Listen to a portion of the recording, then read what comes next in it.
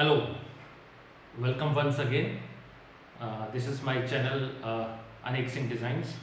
यहाँ पर मैं आर्ट और डिज़ाइन के एलिमेंट सब्जेक्ट्स को डिस्कस करता हूँ।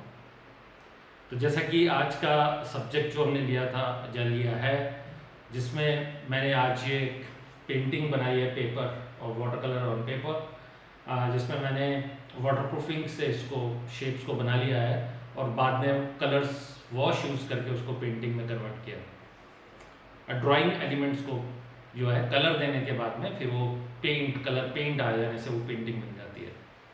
तो डिस्कशन ये है कि किस तरीके से हमने डिज़ाइन प्रिंसिपल्स को यूज़ करना है जब हम कोई इस तरह से कॉम्पोजिशन कंपोज करते हैं। तो चलिए पहले देखते हैं कि इस पेंटिंग को हमने कैसे कंपोज किया, कैसे बनाया उन एलिमेंट्स को, प्रिंसिपल्स को यूज़ करके, और फिर उसका प्रोसेस देखते हैं। तो देखिए इस पेंटिंग को, ये जो प्रोजेक्ट हमने इस एक्सरसाइज में लिया है डिस्कशन करने के लिए, ये हमने मेमोरी से बनाया है।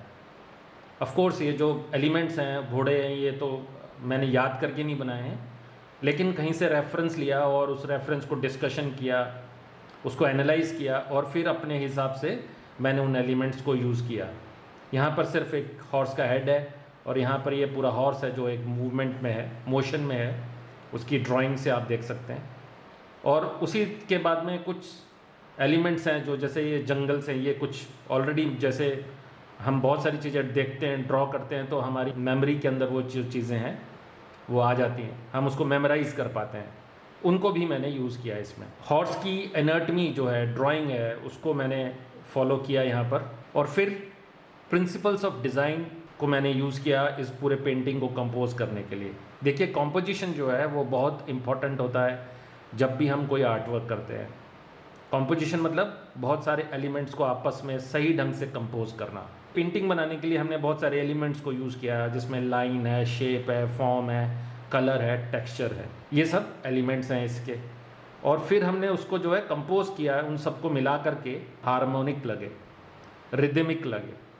उसके लिए फिर हमने स्पेस को कैसे यूज़ करना है, कितने हिस्से में, है ना, जब उसको हम आर्ट की लैंग्वेज में पॉजिटिव और नेगेटिव स्पेस कहते हैं। तो पॉजिटिव स्पेस इस केस में ये जो मैंने कलर किया है, और जो नेगेटिव स्पेस जो वाइट है, इसका कोई कैलकुलेटिव मेथड नहीं है, लेकिन ये विजुअल चीज़ है, करने से आपको एक्सपीरियंस के साथ साथ वो चीज़ें आएंगी।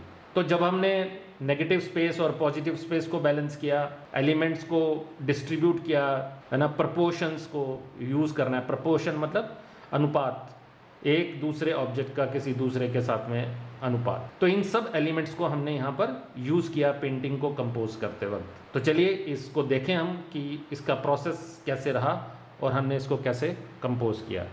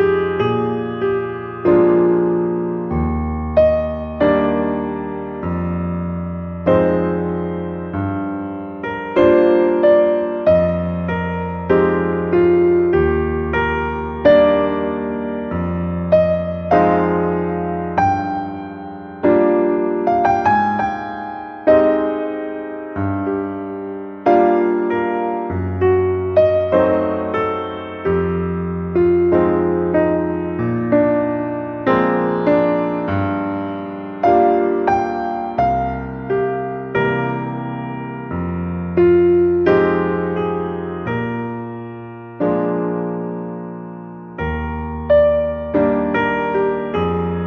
मैं उम्मीद करता हूँ कि इस एक्सरसाइज को देखने के बाद में आपको फंडामेंटल्स को किस तरह से डिज़ाइन में या आर्ट में यूज़ करना है वो समझ में आया होगा, और इसके बारे में हम और भी डिस्कशंस करते रहेंगे। आप मेरे आने वाली वीडियोस देखते रहें।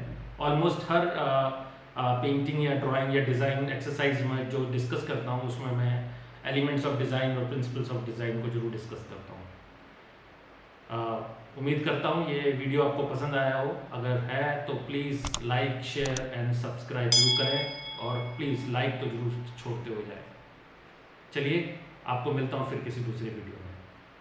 Thank you, bye bye.